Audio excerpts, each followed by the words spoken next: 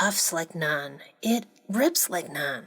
It's soft and crispy like naan, but with next to no carbs. Hello friends, and not yet friends, welcome back to Mary's Test Kitchen, where my deliciously upgraded vegan keto naan does it all.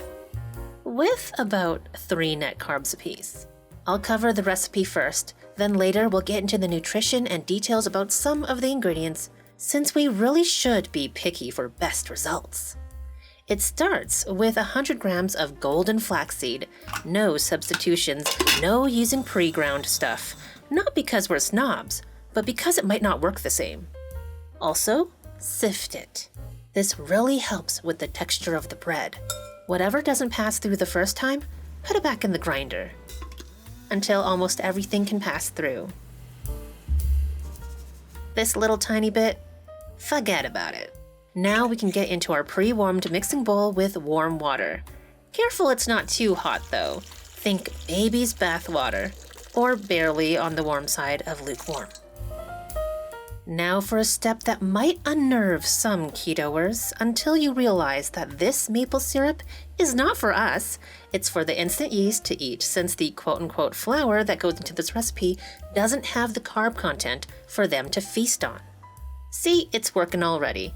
I always recommend including this blooming step for bread recipes so you can check that your yeast is actually alive and kicking before you commit the rest of your ingredients. If your mixture doesn't look like this after a few minutes, something has gone terribly wrong, and you should refer to my troubleshooting guide on yeast and bread linked in the description. But let's say yours looks like mine. Now you'll add the freshly ground golden flaxseed, plus 100 grams of oat fiber. Not oat flour, mind you, not oat bran, oat fiber. If that's new to you, don't worry, I'll talk more about it later. The last flour is Vital Wheat gluten, the special protein in wheat that lets this keto dough stretch and rise like regular dough. And since starch and the flavors that come from fermenting starch will be missing, I'll add a tablespoon of nutritional yeast and 3/4 of a teaspoon of salt to bring back some flavor. Now get to mixing. I'll start slow because the flours are incredibly light, but once they're wetted, I'll crank her up, basically as fast as it will go, while not bouncing off the table or burning out my stand mixer. That's 8 minutes on speed 3 or 4. The texture will transform from dry and chunky to a rough cohesive dough to a smooth doughy masterpiece. It feels quite soft now, similar to regular bread dough. If yours is feeling tight, don't worry, you can cover and rest it for 15 minutes before continuing. But as for me, time to divide and conquer.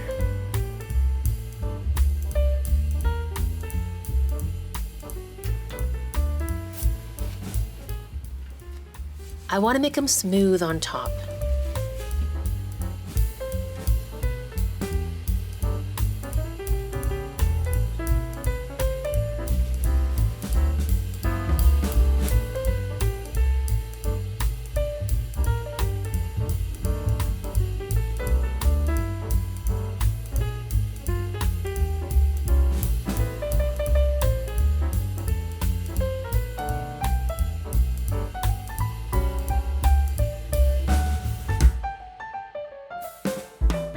The strands of gluten within are getting stretched to the max. And just like when you stretch an elastic band to the max, it will stiffen and feel tighter. Just letting this dough rest will allow the gluten to relax again and the dough to feel soft. Plus, we can give that yeast some time to eat up some of those sugars and produce some gas that will stretch the dough from the inside out. So let's cover and leave these guys alone to mellow out for 45 minutes in a warm, draft-free location. Fast forward, and now they're all puffed up. Time to take them down a notch and make our final naan shapes.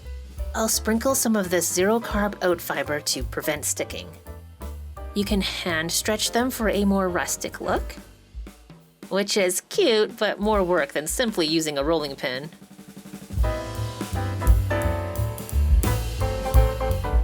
Now, let's let them rise. You can leave them for just 30 minutes if you're in a hurry, but for really the best results, I found 1 hour is the sweet spot. Just remember to prevent them from drying out by covering them with a damp, clean, lint-free kitchen towel or two. Afterwards, they are puffed up about double in thickness, which means finally, it's showtime. I'm heating this nonstick pan over medium-high heat on my induction stove top.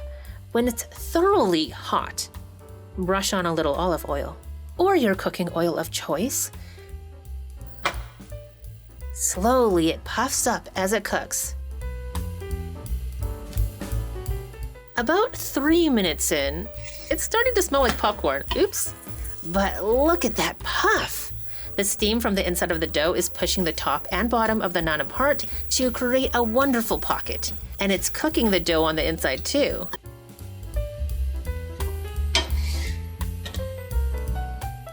Couple minutes later, cover the fresh naan with cloth to keep some of the steam in. Next, let's try a piece that was rolled out rather than hand-pulled. Will there be a difference?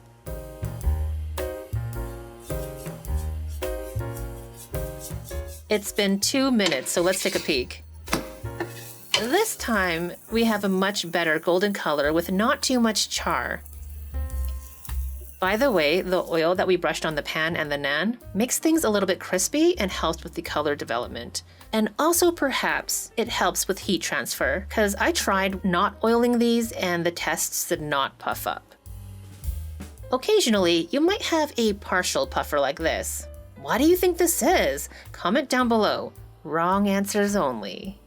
Anyways, before long you'll have 8 lovely pieces of delicious naan ready to eat right away or store for later. I'll let these cool under the cloth for now. In the meantime, let's get picky about ingredients. Mostly, I'm concerned with only using Anthony's brand for the Vital Wheat gluten and oat fiber. Their premium Vital Wheat gluten is non-GMO, and some people who are sensitive to regular gluten find that they can have this kind without issues. I don't really know about that, but why I choose this specifically is because of the low net carb count. Not all Vital Wheat gluten or gluten flour is the same. Moreover, for the taste, this is one of the best ones I've tried that has less of the strong gluten, like raw dough flavor that some gluten flours can have. As for oat fiber, it's made from the indigestible husk of oats. I'm talking just the fiber and not the oat bran, and of course definitely not whole oats, steel-cut oats, or oatmeal, which have lots and lots of digestible carbs. And again, not all brands are the same, and from personal experience, I found Anthony's wins, again, on the taste and carb count. Finally, for our golden flax seeds, previously I've suggested that maybe pre-ground golden flax may work in my vegan keto bread recipes.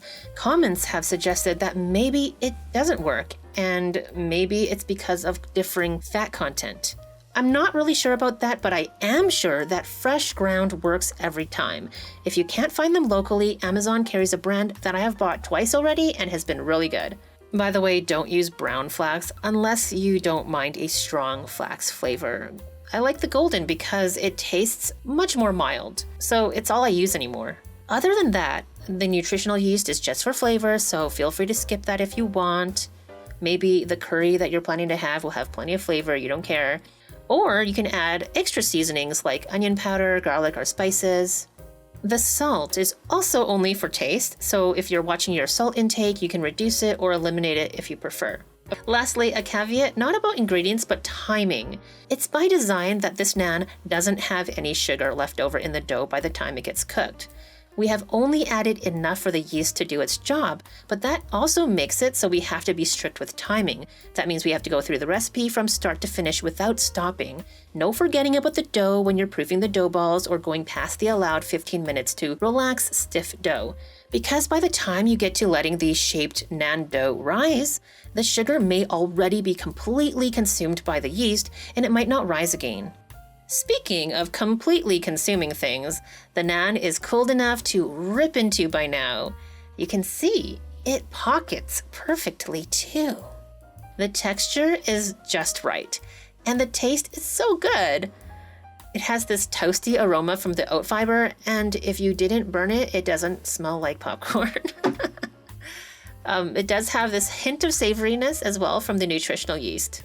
I am just compelled to get it into some curry while we also get into the nutritional values. So if that's not your thing, thank you so much for watching up to this point, and I really hope you enjoy making this vegan keto naan. Please give this video a thumbs up if you liked it and subscribe if you haven't already. For those who do want to know, one full recipe makes 8 pieces of naan. So for each naan, including the olive oil that we brushed on the pan, it's 190 calories of pure, rippable, dippable, wrappable joy. With 8.6 grams of fat.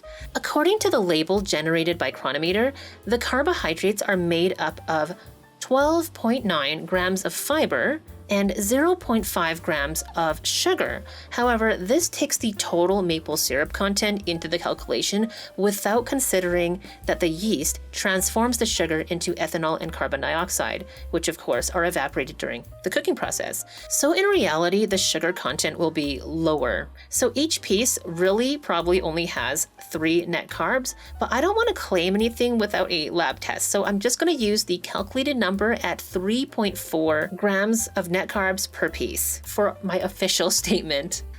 Each piece is also packed with 20 grams of plant-based protein, a little potassium in there, calcium, selenium, and a good bit of iron too.